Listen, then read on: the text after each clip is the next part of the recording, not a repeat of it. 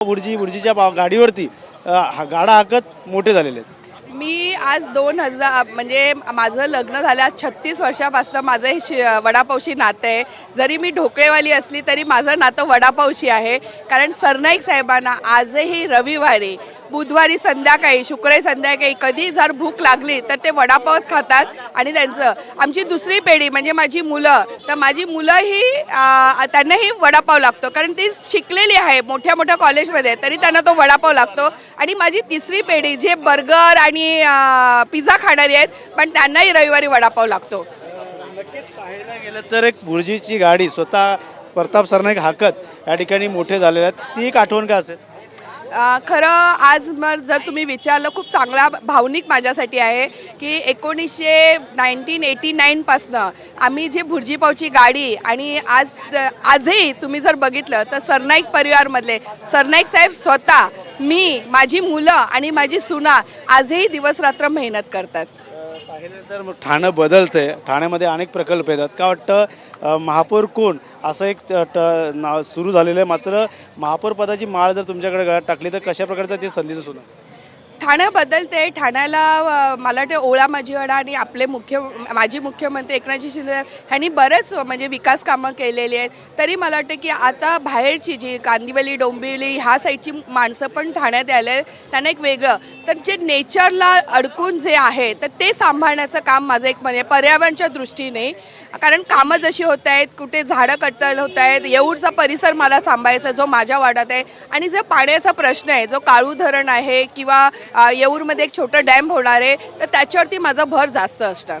महापौर पदाची माळ जर दिली तर त्याचं संधीचं सोनं कसं कराल? कारण महापौर रेसमध्ये अनेक जण आहेत, तुमचं देखील नाव बघा, महापौर पदाची हे पक्षश्रेष्ठी निर्णय घेणार, पण मला एवढं माहिती आहे की जेव्हा मी लोकांमधनं निवडून येते तेव्हा माझा नंबर पहिला असतो, पण जेव्हा अपॉइंट करायचं असतं तर माझा नंबर लागेल की नाही मला माहिती नाही। पण मला आवडतं कार्यकर्त्यांसोबत काम करायला आपली, आणि कधी कधी असं वाटतं की आपली तो बॉस चलती। आपण जर मी माझ्या प्रभागासाठी आज तुम्ही बघितलं तर जास्त निधी कसा आणायचा, तुम्ही बघितलं तर सिंधुताई सपकाळ, जिम्नॅस्टिक, उपवन घाट, पांडुरंगाची मूर्ती आणि हा जो आणि आता जिमखाना होते, स्विमिंग पूल होते, तर हा सगळा मला वाटते की एक साधी नगरसेविका म्हणून पण मी करू शकते।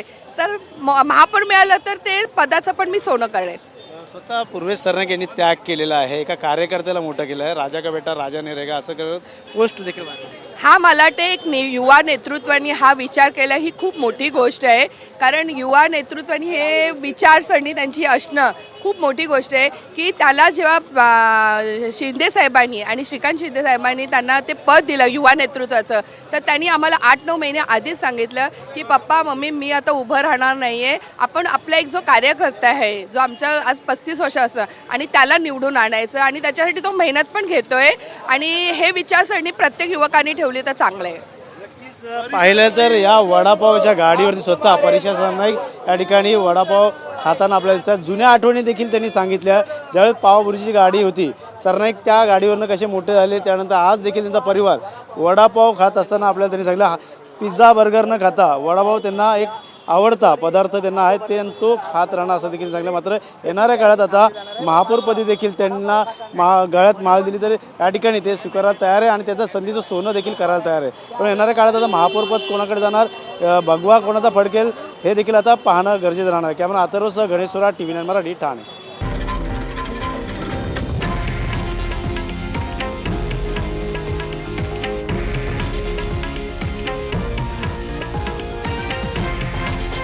हे आहे देशातील नंबर 1 न्यूज नेटवर्क आणि आपण पाहत आहात TV9 मराठी, एकमेव।